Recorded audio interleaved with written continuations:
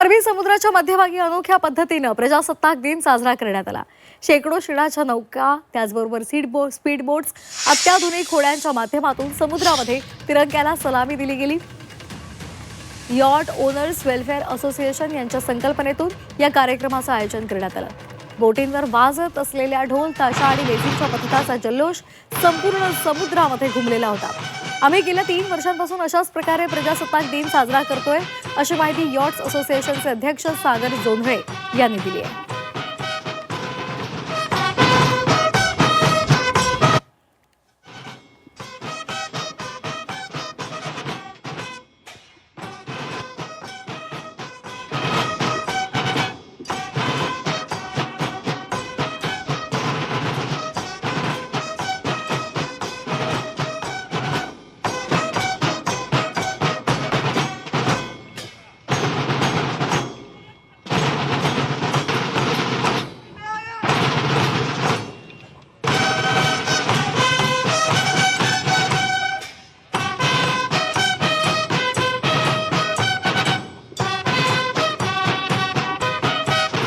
मुंबईला एक मोठा समुद्र किनारा आहे आणि ह्याच्या पुढेही वॉटर स्पोर्ट्स आणि प्रोफेशन म्हणून पण तरुणांनी याच्यामध्ये यावं, या सगळ्या गोष्टीसाठी यॉट ओनर्स वेलफेअर असोसिएशन प्रयत्न करत असतं आणि त्यामुळे त्यांना प्रोत्साहन देण्यासाठी आजचा हा कार्यक्रम आहे। निश्चित खूप चांगला कार्यक्रम होता आणि यापुढे अशा कार्यक्रमाला एवढ्याच मोठ्या प्रमाणात समर्थन मिळेल तशी अपेक्षा व्यक्त करतो। धन्यवाद।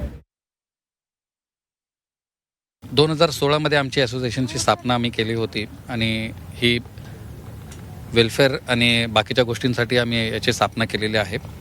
मागील 2 वर्षांपासून हे आमचं 3रं वर्ष आहे प्रजासत्ताक दिन साजरा करायचं। दरवर्षी 26 जानेवारीला आम्ही ते करतो।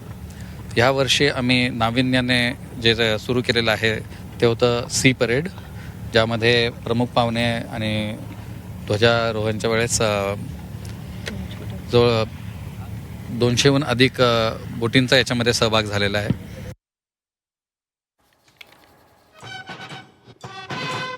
तर दरवर्षी अशाच पद्धतीने आम्ही हा प्रजासत्ताक दिन साजरा करत असतो, असं त्यांनी सांगितलेलं आहे। यॉट ओनर्स वेलफेअर असोसिएशनची ही अनोखी संकल्पना आहे।